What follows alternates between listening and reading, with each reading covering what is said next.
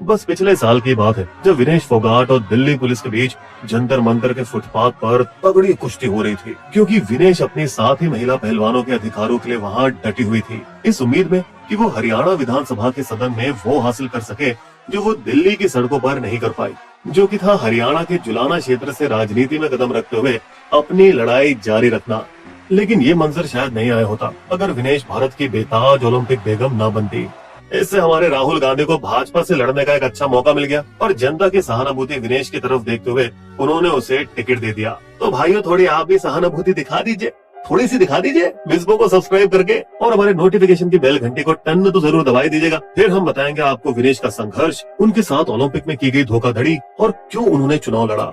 थोड़ा पीछे चलते हैं। 9 साल की प्यारी सी विनेश का बचपन एक भयानक सदमे से गुजरा जब उसकी आंखों के सामने एक दिमागी रूप से बीमार रिश्तेदार ने उसके पिताजी की गोली मारकर हत्या कर दी। वो इस सदमे से उभरी भी नहीं थी कि 2 महीने बाद उसकी विधवा माँ को कैंसर हो गया। इन सब के बावजूद विनेश ने अपनी माँ को इस खतरनाक बीमारी से जूझते हुए अकेले ही उसकी और उसके भाई बहनों की परवरिश करते हुए देखा।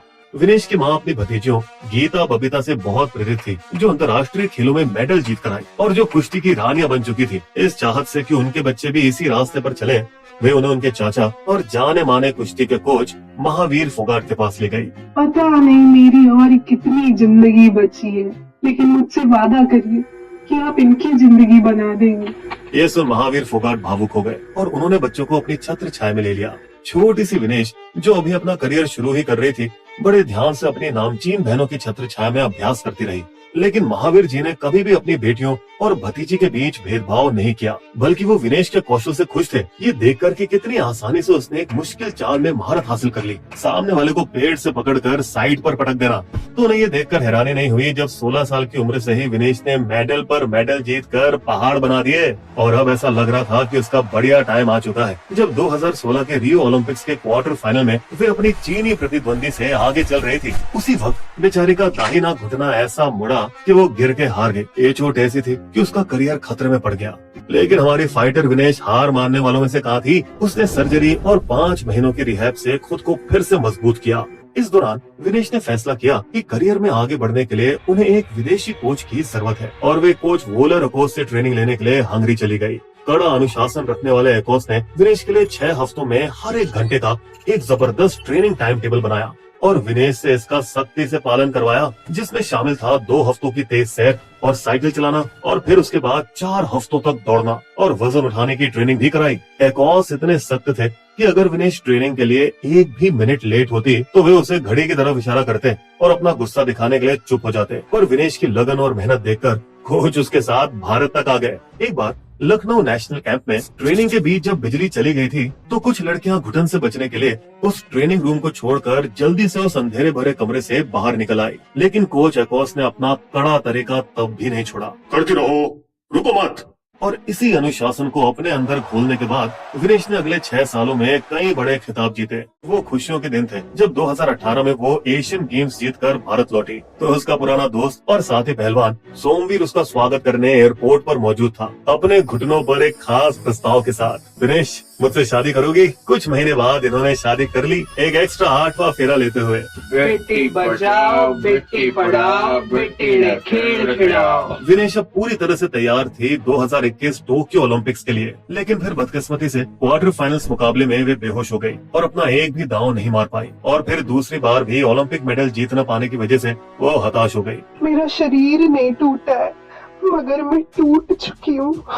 विनेश का इस तरह से टूटने का इल्जाम उन्होंने ब्रिजभूषण सिंह पर लगाया, क्योंकि बताया जाता है कि उस वक्त के रेसलिंग फेडरेशन मुखिया ने विनेश की सभी सिफारिशों को नकार दिया था। मन ने एक अच्छा न्यूट्रिशनिस्ट, अपना खुद का फिजियो और काउंसलर चाहिए।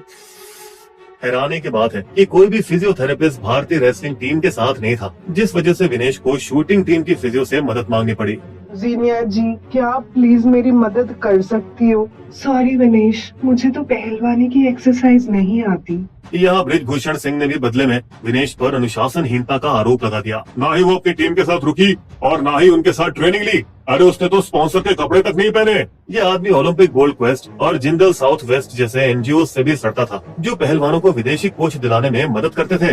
ये विदेशी कोच हमारे पहलवानों का शोषण करते हैं। और उन्होंने विनेश के कोच वॉलर एकोस पर इल्जाम लगाया कि वो विनेश से ज्यादा अपनी पत्नी पर ध्यान दे रहा था, जो कि खुद ओलंपिक रेसलर है। लेकिन असल में इसका उल्टा सच था। एकोस अपने परिवार से काफी दिनों तक दूर रहे ताकि वो विनेश में आत्मविश्वास वापस ला सके, दूसरे देशों के तगड़े पहलवानों के साथ लड़ाकर। और फिर जैसे ही विनेश 2023 में अपनी पहलवानी जीवन की सबसे अच्छी शारीरिक और मानसिक अवस्था में आई, तभी बृजभूषण के खिलाफ यौन उत्पीड़न के कई सारे आरोप सामने आने लगे। विनेश इस दुविधा में पड़ गई कि क्या वो अपने करियर पर ध्यान दे या वो अपनी साथी महिला पहलवानों के लिए न्याय की लड़ाई लड़े। और उसने अपनी राह चुन ली, ये जानते हुए कि ये राह शायद उसके सपनों को भी खत्म कर दे। अगर इस लड़ाई से मेरा करियर बर्बाद होता है तब भी मुझे फर्क नहीं पड़ना है।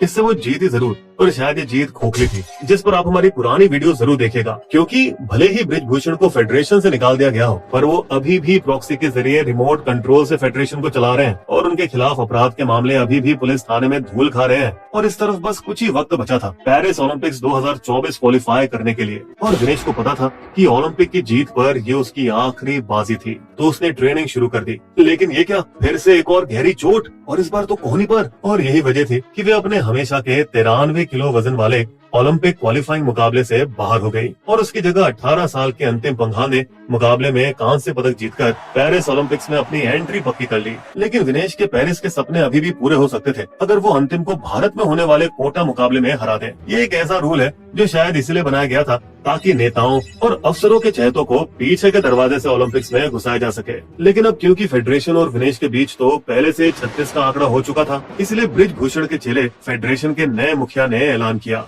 इस बार ओलंपिक कोटा मुकाबला नहीं होगा।